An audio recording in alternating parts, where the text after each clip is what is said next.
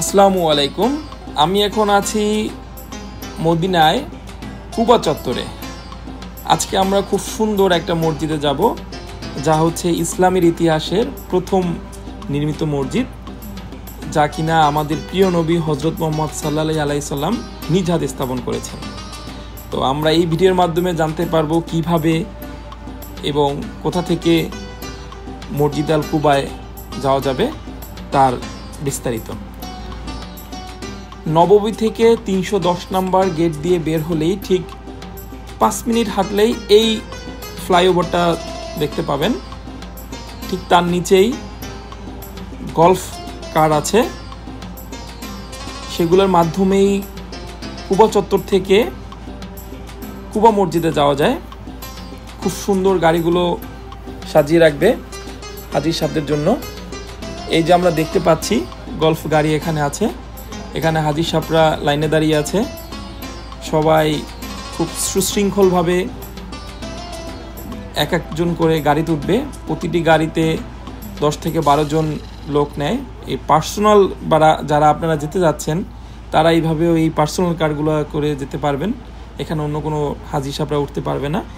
এখান থেকে কুবা মসজিদে শুধু যাওয়া ভাড়া মাত্র 10 রিয়াল। তো আমরা কিছুক্ষণ মধ্যে গাড়িতে উঠবো। আমরা এখন কুবা মসজিদের দিকে যাচ্ছি। চত্বর থেকে ঠিক ডানে এবং বামে অদৃশ্য হোটেল রয়েছে, নিচে আছে বাখালা মুদি দোকান, আরও অনেক জিনিসপত্র আছে। আমরা রাত্রির ভিডিওতে দেখবো এটা। আমরা আমাদের অনাকাঙ্ক্ষিত সেই জায়গাটিতে এসে পড়েছি। আমরা দেখতে পাচ্ছি কুবা মসজিদের 3টি মিনার দেখা যাচ্ছে। অসম্ভব পরিমাণে সুন্দর একটা মসজিদের সামনে আমরা এখন যাব, যা কিনা আমাদের প্রিয় নবী হজরত মুহাম্মদ সাল্লাল্লাহু আলাইহি সাল্লাম নিজ হাতে স্থাপন করেছেন। আপনারা দেখতে পাচ্ছেন কুবা মসজিদে 4টি মিনারই দেখা যাচ্ছে ও 3টি গম্বুজও দেখা যাচ্ছে। মসজিদ আল কুবা কুবা গ্রামে অবস্থিত। মসজিদ আল কুবা হচ্ছে ইসলামের ইতিহাসে প্রথম নির্মিত মসজিদ। ইসলামের ইতিহাসে সবচেয়ে ফজিলতপূর্ণ ও মর্যাদা সম্পন্ন মসজিদ 3টি। প্রথমটি মক্কার মসজিদুল হারাম, মদিনায় মসজিদে নববী ও জেরুজালেমে মসজিদুল আকসা। এরপরে হলো মসজিদে কুবা। এই মসজিদে নামাজ আদায় করলে এক ওমরা সমপরিমাণ সওয়াব পাওয়া যাবে। আল্লাহ রাসূল সাল্লাল্লাহু আলাইহি সাল্লাম নবুয়ত লাভের পর এটি ইসলামের ইতিহাসে নির্মিত প্রথম মসজিদ। খুব সুন্দর। শুধু যে এটি একটি মসজিদ তা নয়, এই মসজিদটি আশেপাশে খুব সুন্দর করে অজস্র ফুড কর্নার, তারপর আবাসিক এলাকা, অজুখানা, দোকান ও লাইব্রেরি এগুলো আছে।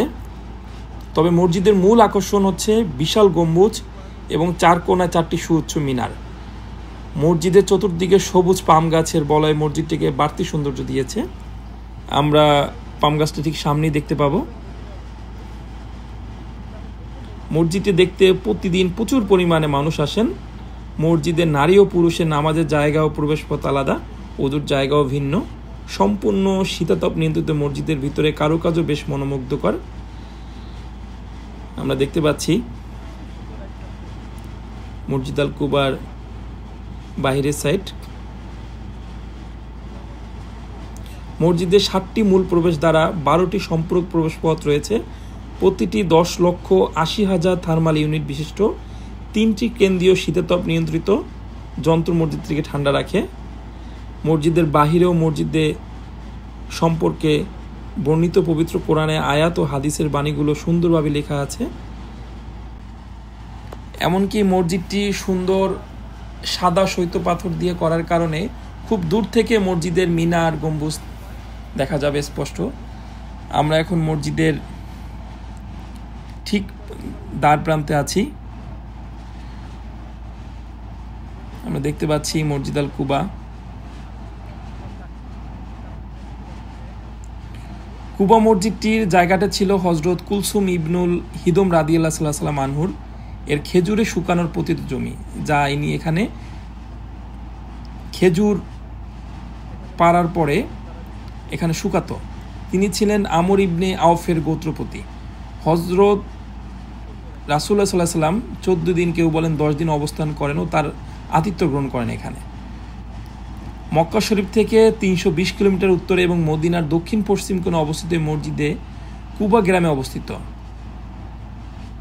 আসলে কুবা একটি বিখ্যাত কূপের নাম। সময়ের পরিক্রমায় কূপকে কেন্দ্র করে যে জনবসতি গড়ে উঠেছে তাকেও কুবা বলা হতো।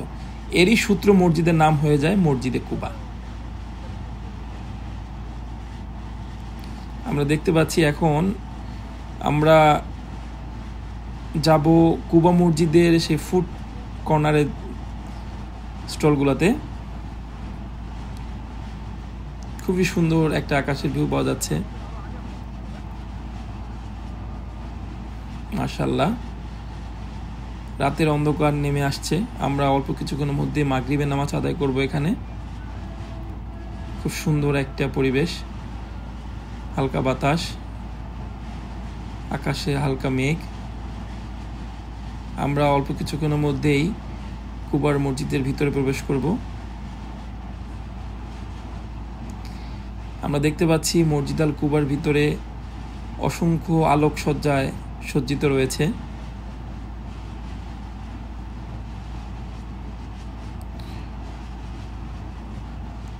মসজিদে কুবার বর্তমান আয়তন 13,500 স্কোয়ার মিটার। 4টি উঁচু মিনার, ছাদে একটি বড় গম্বুজ এবং 5টি অপেক্ষাকৃত ছোট গম্বুজ রয়েছে। এছাড়াও ছাদের অন্য অংশে 56টি ছোট গম্বুজের রয়েছে। 20,000 মুসল্লি একসঙ্গে নামাজ আদায় করতে পারে এই মসজিদে। আমরা সন্ধ্যার ভিউটা নিচ্ছি। খুবই সুন্দর একটি মসজিদ। আল্লাহ আমাদের সবাইকে এই মসজিদ দেখার সুযোগ করে দিক। আল্লাহ আমাদের সবাইকে তৌফিক দিক। আমরা শেষ প্রান্তে যাওয়া হয়নি সময়ের স্বল্পতার কারণে। ইনশাল্লাহ পরবর্তী বছর আল্লাহ যদি আমাদের এখানে আনায় আমরা অবশ্যই যাব। আমরা এই মসজিদটিতে 4টি বিষয় আসলে খুবই উপলব্ধি করেছি। সেটা হচ্ছে এই যে মিনারগুলো রয়েছে, মিনারগুলো খুবই খুবই সুন্দর। এক একটি কর্নার থেকে এক একটি ডিজাইনের আসলে মিনারগুলো, যা আসলে আমার এই ছোট্ট ক্যামেরাতে বন্দি করা সম্ভব নয়।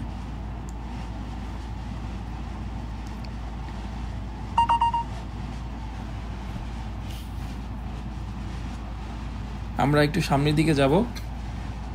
সামনে পাম গাছ রয়েছে, এখানে খেজুর গাছ আছে। এখানে হাজী সাহেবদের মুআল্লিমরা তাদের মসজিদ আল কুবা সম্পর্কে বর্ণনা দিচ্ছে। এখানে খুব সুন্দর প্লেগ্রাউন্ডও আছে বাচ্চাদের হাঁটা চলার জন্য। বাচ্চারা ছোট টয় কার দিয়ে খেলতে পারে এখানে। তো আমরা সারাদিনে ক্লান্তি শেষ করে এশার নামাজ পড়ে আমরা হোটেলের দিকে রওনা দিব। আল্লাহ আমাদের সবাইকে এই পবিত্র কুবা মসজিদে নামাজ আদায় করা তৌফিক দেখ। আল্লাহ আমাদের সবাইকে সুস্থ রাখুক, ভালো রাখুক। আসসালামু আলাইকুম।